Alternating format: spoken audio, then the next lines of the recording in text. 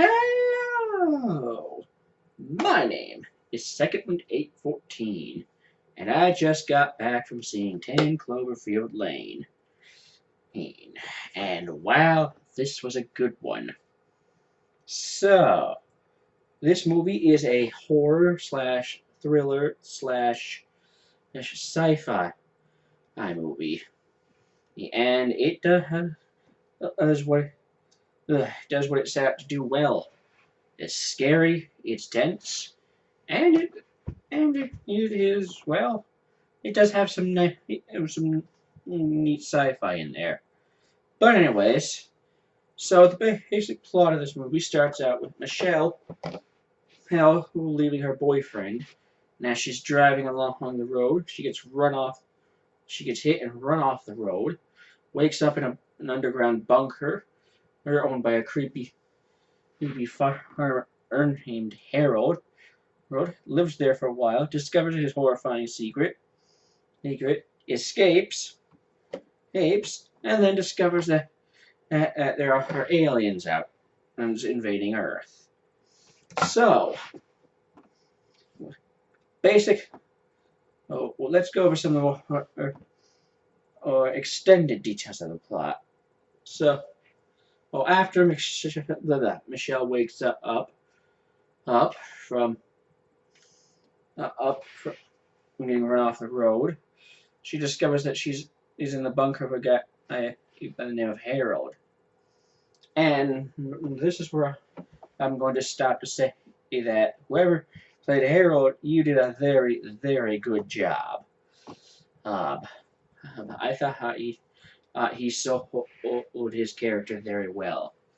The tagline of this movie is "Monsters come in many forms," and with Harold, in this movie, that could not be truer. He seems nice. He seems friendly. He seems like his intentions are noble. But in reality, he is a true monster. So, she wakes up in the bunker, and she discovers that she's not alone. She also has another guy by the name of Emmett there. And so, she basically accepts that she has to accept life here after her Harold tells her that there has been an attack and everyone in the surrounding area is dead. So, she lives there for a while. And with Emmett and Harold, and they seem to get along. You have several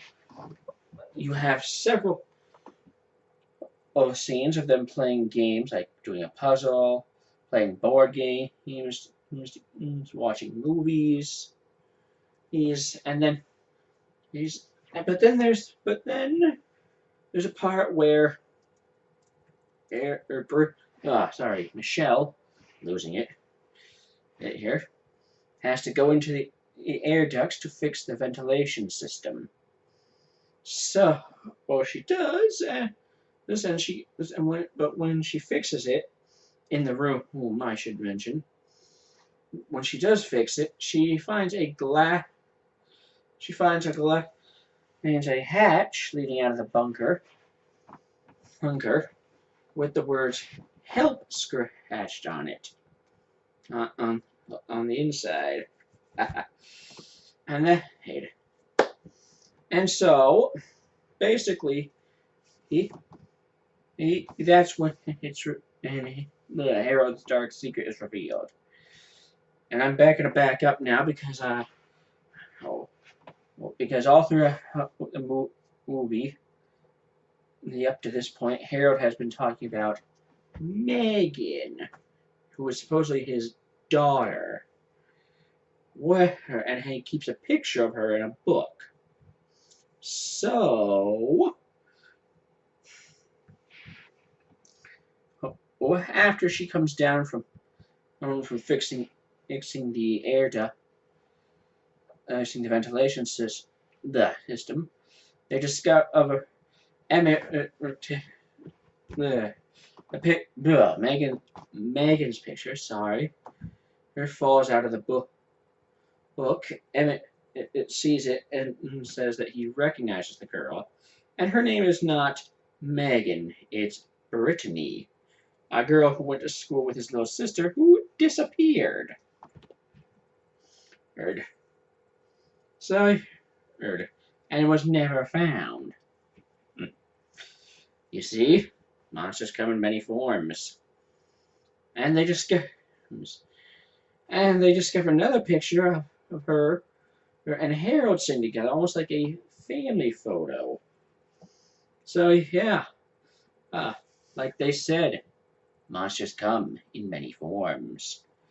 So they plan on an escape, and they basically start slowly gathering tools to create a biohazard suit, because of the fact that the air outside is contaminated. Yes, there is actually a gas attack. I'll get to that later.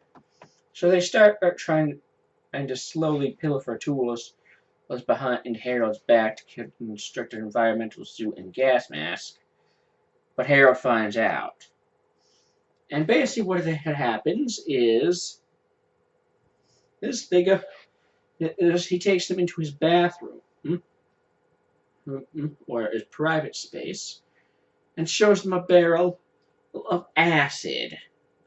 And as they attempt, and basically he reveals to them that he's found items that they've been using, and makes them and tries to get them to tell what they've been doing. But then Emmett comes forward and says that he's been trying to build a weapon to try to impress Michelle, and Harold probably shoots him dead.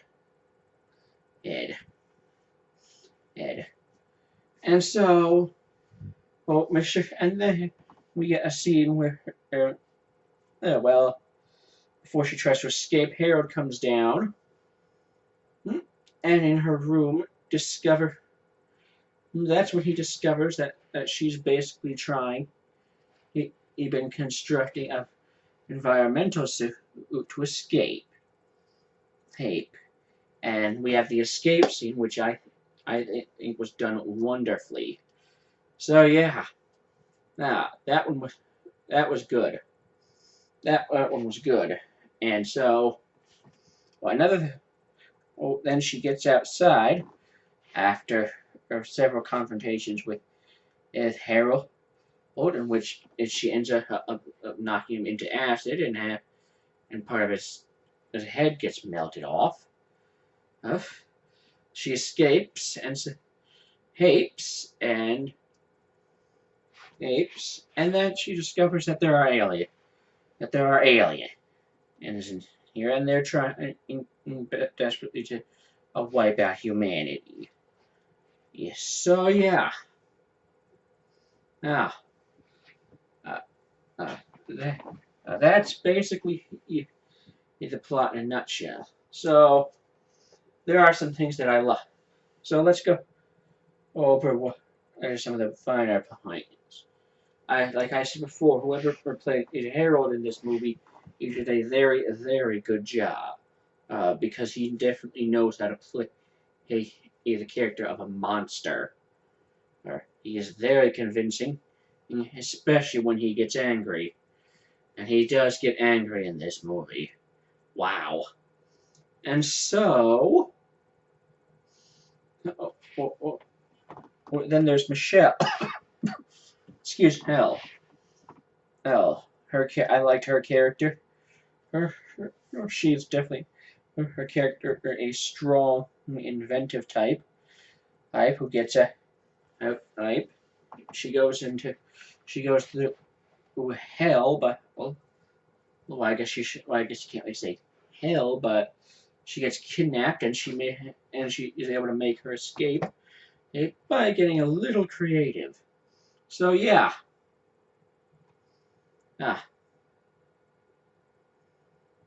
She gets creative. Then there was Emmett. Emmett, unfortunately, I just really didn't think I just was kind of annoyed by his character. I mean, I liked him, but still, I just didn't. I just didn't like him as much as as Michelle or Harold. So yeah, this is uh, those were some good parts. There's another part in this movie where well, there are several where Michelle steals Harold's keys, attempts to escape, and then all of a sudden there's a woman who comes to the door, her face was all mutilated from the gas, and she starts ramming her head on the door, begging for her trying to get in until she dies. Yes, and one of the yes, and that's probably one of the more tense moments in this movie. One of the rather disgusting moments in this movie is probably near the beginning.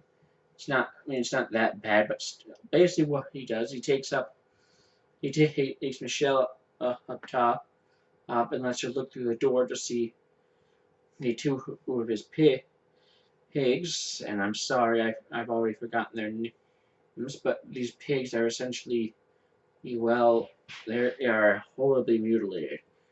They honestly remind me of something that you would see in a sci-fi documentary about cattle mutilation. That's honestly what that reminds me of. They remind me of thinking back to it. And so, oh yeah, the bunker is definitely a good setting, and they basically knew how to to use the actors and the setting to make this movie. Ugh, so they knew how to make this movie work with the settings and the actors. One thing I didn't like though is is the ending kind of ending where after she gets out of the bunker she discovers that there actually is an attack and it's by aliens. Personally, yeah, I would have. Yeah, I think that kind of ruined all the tension for me. I was really getting into the whole uh, uh, a woman escaping from the monster scenario. So I mean, it's not that it was a bad part. It's just that kind of ruined it for me. So yeah, uh, uh, the part with the aliens kind of ruined it for me. But still, well, I love. Well, it was still a good part. The aliens are pretty good looking too, with the mouth within a mouth within a mouth. A little hard to explain. You have to see. No, you have to explain see the movie, but no, they're not. They don't look anything like the xenomorphs. Morphs. But still, well, I thought. Well, there's one part where after she gets out of the bunker where she's basically about to be abducted into this alien ship, and so she takes a bottle of booze that she finds in this car that she's about to escape in. She's trying to escape in, and she basically creates a Molotov cocktail, hurls it into the entrance of the alien ship, and basically the alien ship lets her go and explodes. And so yeah, that's 10 Cloverfield Lane in a nutshell. Well, I shouldn't say in a nutshell anymore. But anyway, yeah, that's 10 Cloverfield Lane. Would I recommend it? Yes. Yes. So, final rating 8 out of 10. I wanted to give it a 9, but the fact that the sci-fi part at the end kind of ruined the whole tension for me, I have to give it an 8. So, yeah, that's it. That's 10 Cloverfield Lane. 8 out of 10. Go see it. And, well, that about wraps it up for this video. My name is Hickman814. Thank you so much for watching. May the wind always be at your back. See you next time.